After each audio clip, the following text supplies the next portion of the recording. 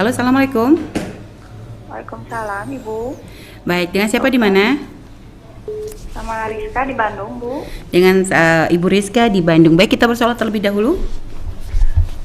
Allahumma sholli ala Muhammad wa ala ali sayyidina Muhammad. Allahumma sholli wa sallim barik alaihi wa ala alihi washabbi. Baik, silakan langsung bertanya kepada Buya. Ya, Assalamualaikum Pak Ustadz. Waalaikumsalam warahmatullahi wabarakatuh. Pak Ustadz, saya seorang istri, udah menikah sekitar 10 tahun. Masya Allah. Di dalam rumah tangga saya itu ya, saya sering meminta cerai sama suami karena suami selalu melanggar dia suka judi online. Saya udah ngasih dia kesempatan beberapa kali, tapi dia ngulang lagi. Jadi saya tuh terpancing minta cerai. Lalu suami saya mengiyakannya. Sebelum itu, waktu 3 tahun ke belakang, suami saya pernah menggugat saya talak 1. Nah, udah sekarang meranjak 7 bulan ke depan, kemarin baru 1 bulan, suami saya mengulang lagi, saya minta lagi cerai. Lalu suami saya bilang, ya dicerai. Itu hukumnya kayak gimana Pak Ustadz? Apakah kami masih halal apa udah tidak halal gitu? 2 kali. Ya, kalau yang jelasnya cuma 2 kali. Kalimatnya seperti apa? Kemarin kan saya Harus dipastikan bilang, kalimatnya. Yang pertama bagaimana? kalau yang pertama dulu kan suami saya tuh awalnya sama saya disuruh sholat taraweh.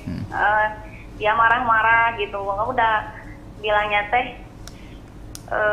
kalau sholat taraweh mah udah sunat gitu ya. Lalu dia marah terus, ya udah talak 1. Saya minta dicerai, dia langsung talak 1. Beliaunya ngomong gimana? Beliau ngomong gimana? Kamu aku talak Ya 1 udah. gitu. Ya udah talak, kan saya minta, ya udah sok talak, kata aku ya udah sok talak 1, kata dia seperti itu. Tapi itu udah 3 tahun ke Dia belakang. enggak, kita dalam cerai itu nggak boleh katanya. Artinya dia sendiri mengucapkan dengan lesannya kalimat itu, atau itu persepsi Anda atau kesimpulan Anda? Gitu loh. Enggak, itu emang suami saya yang bilangnya. Begini kalimatnya coba diulang persisnya. Ya udah talak 1, kata dia seperti itu, kan saya yang minta. Ya udah sok talak, kata aku gitu. Baik. Terus Yang yang kedua? Nah, yang kedua kemarin baru aja 1 bulan. Tapi setelah itu Anda rujuk? Iya, rujuk waktu Baik. itu yang talak 1 udah rujuk. Terus?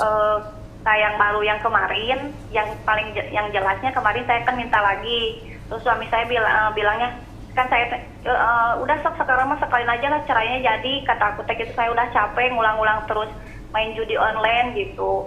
Dia ya udah dicerai gitu dia bilangnya. Baik, cukup Ibu. Ya, terus yang kan kalau yang mengiyakannya mah sering gitu ya Bu, udah nama juga wanita dibohongin terus sama suami gitu. Tapi kami ingin masih kalau bisa masih pingin terus gitu karena punya anak gitu yang insya Allah kedepannya saling memperbaiki lah gitu. Udah ada niat. Baik cukup Ya. Ibu. Ya. Baik, makasih. Baik. Langsung Sebentar, dijawab. antara yang terakhir itu sampai sekarang berapa bulan? 1 bulan. Yang mana? Yang terakhir yang kedua. Yang bilang dicerai. Iya. Itu baru-baru Buya belum ada 1 bulan lah, baru kemarin kami baru belum 1 bulan. Baik. Baik Ibu, terima kasih ya. Baik Bu ya, diperkan langsung dijawab ya. Iya, terima kasih Pak Ustadz. Bismillahirrahmanirrahim. Jadi mungkin begini, dibedakan ya pelanggaran suami, pelanggaran wajib sama pelanggaran sunnah. Jika permasalahan karena kejadian pertama urusan sunnah, misalnya suami kok belum bisa taraweh, belum bisa melakukan kebaikan-kebaikan yang sifatnya sunnah, atau mungkin suami belum bisa pergi ke masjid, maka hendaknya atau belum tahajudan, itu jangan sampai itu menjadi bahan untuk memicu emosi dalam diri seorang istri yang sudah solehah amat. Kadang mengukur tadayun beragama itu dengan begitu, melihat suami seolah langsung akhirnya memandang emosi gara-gara suami mohon maaf tidak sholat berjamaah ke masjid, gara-gara suami mungkin tidak taraweh. Memang betul seorang suami kok nggak taraweh, nggak memberi contoh yang baik, ya suami bagaimana itu kan. Cuman ini kan karena sunnah, maka hendaknya seorang istri ya juga jangan sampai marah-marah urusan sunnah. Iya, Pak. Bahkan jangankan yang sunnah, yang wajib pun caranya bukan dengan marah. Berarti pertama Anda salah kalau urusan taraweh saja Anda menjadi sebab permasalahan dalam rumah tangga Anda. Dan sudah rujuk selesai. Berarti kalau rujuk itu berarti kan diakui oleh sang suami kalau itu terjadi cerai. Karena kalimat seperti itu ya sudah cerai. Dan disadari oleh suami kalau seandainya itu kita anggap kinayah karena mungkin dia hanya ngomong begitu, tidak khitabnya, tidak kalimatnya diarahkan ke Anda. Tapi dia menyadari berarti dia mengakui itu adalah perceraian. Kemudian setelah itu terjadi lagi yang kedua, alasan Anda adalah judi online lah. Ini baru. Kalau seorang istri menegur, mengingatkan, itu pun dengan cara yang halus ya, bukan dengan cara marah-marah dan sebagainya. Tapi kami juga himbau kepada para suami, jangan menuntut istri untuk mengingatkan kita dengan lembut terus. Wong kita bikin kesel kok pada akhirnya kok minta tuntut. Kadang kita melanggarnya bukan sekali dua kali. Jangan makanya omongan kami jangan disalahpahami sebagian suami lalu dengar omongan saya nyalain istrinya yang uring-uringan. Istri uring-uringan itu bisa jadi bukan kesalahan yang pertama. Sudah pertama diingatkan dengan lembut, "Bang, jangan gitu, Bang." "Iya, Dek." Kedua, "Bang, jangan gitu dong, Bang." "Iya, Dek." Hari ketiga, "Bang, kok gitu terus sih, Bang?" Mulai agak keras. "Abang tuh," kan gitu.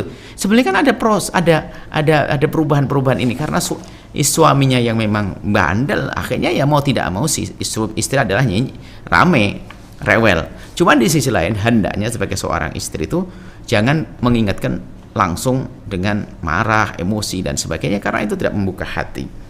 Nah, biarpun urusan adalah judi, kan haram, dosa besar itu. Sehingga kalau seorang istri menemukan suami melakukan kefasikan, dosa besar, maka hendaknya dia bukan serta-merta minta cerai. Diselesaikan dulu dengan bahasa yang baik, disadarkan hatinya, dibawa kepada ulama, minta doa dan seterusnya.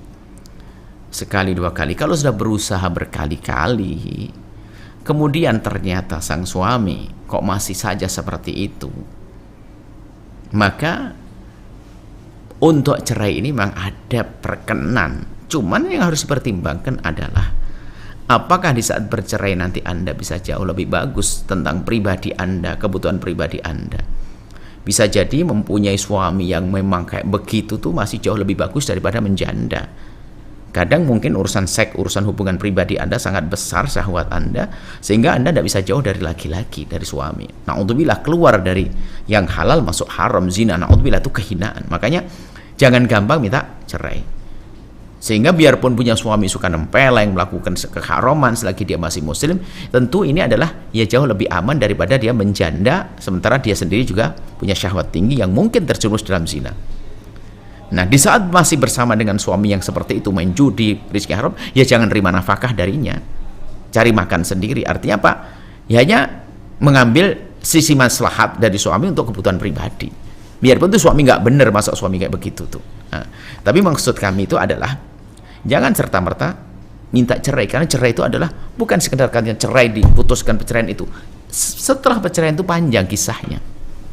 Jangan-jangan sudah ditongkrongin setan di situ untuk membangkitkan syahwat dengan cara yang haram di situ. Anda pertimbangkan sisi itu. Baik. Nah, kemudian sepertinya di hati Anda ini ada cinta kok. Buktinya Anda juga pengen balik. Anda sendiri itu sebenarnya itu hanya kekesalan saja sampai Anda pengen cerai, pada hakikatnya Anda juga tidak pengen. Setelah dicerai Anda juga bingung kan akhirnya. Yuk sama-sama berbenah deh. Mungkin Anda tingkatkan kesabaran Anda, tingkatkan ketelatenan Anda, libatkan orang soleh untuk bisa menengahi Anda dengan suami dalam menyelesaikan masalah semacam ini. Atau Anda mungkin dengan bahasa, jadi begini loh, kalau kita inginkan sang suami itu kadang-kadang kalau dengan lesan Anda sudah terbiasa dengan jawaban suami, mungkin Anda baru ngomong sudah ada bau emosi. Maka langkah baiknya Anda tidak ngomong langsung. Apakah Anda mengirim surat yang bagus kepadanya, surat cinta yang indah sambil mengingatkan yang harus, atau Anda minta tolong kepada orang yang akan bisa mendengar suami Anda. Ini ada cara. Baru nanti kalau ternyata mentok, sebab tinggal satu lagi loh, kalau yang kedua diakui sebagai perceraian. Cuman kita perlu cek kembali, seandainya kita ketemu suami Anda, kita akan tanya apakah betul jatuh cerai atau tidak. Anggap saja sudah jatuh cerai, Anda rujuk, suami Anda rujuk, sekarang rujuk. Setelah rujuk aman, artinya tinggal satu cerai lagi. Dan berjanji jangan sampai Anda juga minta cerai dan sebagainya. Kemudian minta cerai sendiri itu bikin kesel ya. Karena seorang suami itu kalau dimintai cerai itu bisa jadi yang muncul emosinya. Memang kenapa kok minta cerai? Memang aku sudah ada pantas banget tuh. Akhirnya emosi.